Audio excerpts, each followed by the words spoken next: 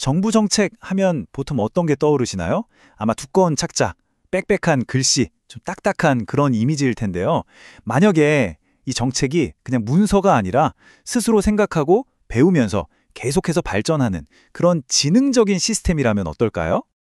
좀 SF 영화 같은 이야기로 들리실 수도 있겠지만 오늘 우리가 깊이 들여다볼 이야기는 바로 이겁니다. 살아있는 유기체처럼 상황에 맞춰 스스로 진화하는 정책.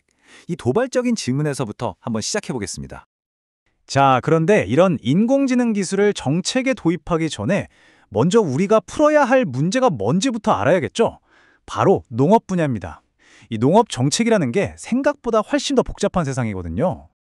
왜 농업 정책이 그렇게 복잡하냐고요? 생각해보세요. 당장 내일 날씨도 예측하기 힘든데 기후 변화는 어떻겠어요? 거기에 국제 정세에 따라서 식량 가격이 널뛰기를 하죠. 또 지역마다 상황이 다 다르고요. 이렇게 예측 불가능한 변수들이 막 얽혀 있는데 예전처럼 한 번 만들면 몇 년씩 가는 그런 느리고 딱딱한 정책으로는 이런 문제들을 제대로 따라잡기가 정말 힘들어지고 있는 거죠. 그래서 등장한 개념이 바로 정책 고도화입니다. 이게 그냥 행정 절차를 좀 더 빨리 처리하자 이런 효율성 차원의 얘기가 아니에요. 그게 핵심이 아닙니다. 진짜 중요한 건 정책을 더 똑똑하게 만들자는 거예요.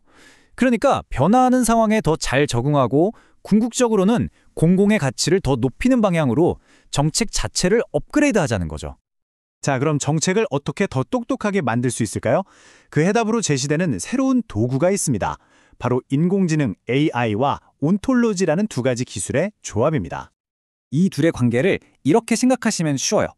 AI가 자동차의 강력한 엔진이라고 해보죠. 엄청난 힘과 속도를 내잖아요. 그런데 온톨로지는 그 자동차를 어떻게 만들어야 할지 알려주는 설계도이자 청사진인 셈입니다. 엔진만 좋다고 차가 제대로 굴러가는 게 아니죠. 이 설계도가 있어야 AI라는 강력한 엔진이 엉뚱한 길로 가지 않고 현실 세계에서 제대로 의미 있는 결정을 내릴 수 있도록 맥락을 딱 잡아주는 겁니다. 좀 더 쉬운 비유를 들어볼까요? 온톨로지는 정책을 위한 GPS 같은 거예요. 우리가 운전할 때 GPS가 그냥 점만 보여주는 게 아니잖아요. 어떤 길이 있고 어디가 막히고 이 길과 저 길이 어떻게 연결되는지 관계를 알려주죠. 온톨로지가 바로 그 역할을 합니다. 수많은 데이터 속에서 AI가 길을 잃지 않도록 데이터들 사이의 관계와 의미를 알려주는 지도인 거죠. 이게 있어야 AI가 엉뚱한 상관관계에 속지 않고 진짜 똑똑한 판단을 할 수 있게 됩니다. 자, 여기까지 들으면 이거 너무 이론적인 얘기 아니야? 싶으실 수도 있는데요. 전혀 그렇지 않습니다.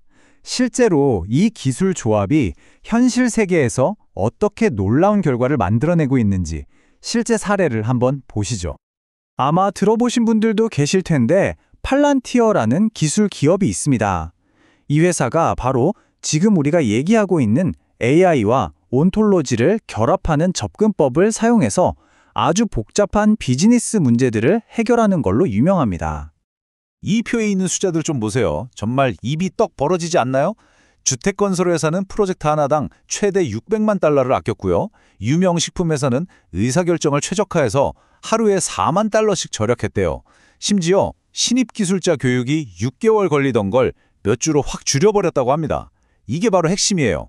AI와 온톨로지가 그냥 멋진 기술이 아니라 이렇게 실제로 돈이 되고 시간이 되는 측정 가능한 가치를 만들어낸다는 거죠. 그런데 이런 똑똑한 접근 방식이 비단 민간 기업에만 국한된 얘기는 아닙니다. 세계 각국 정부들도 이걸 공공정책에 도입하려고 굉장히 노력하고 있거든요. 다른 나라들은 어떻게 하고 있는지 한번 볼까요? 특히 미국과 일본의 사례가 아주 흥미로운데요. 접근 방식이 좀 달라요. 미국 같은 경우는 책임감 있는 AI에 초점을 맞추고 있어요. 그러니까 기술을 만들기 전에 공공의 가치나 윤리 같은 걸 먼저 설계에 반영하자는 거죠. 일종의 탑다운 방식이라고 할 수 있겠네요. 반면에 일본은 철저하게 현장 중심입니다.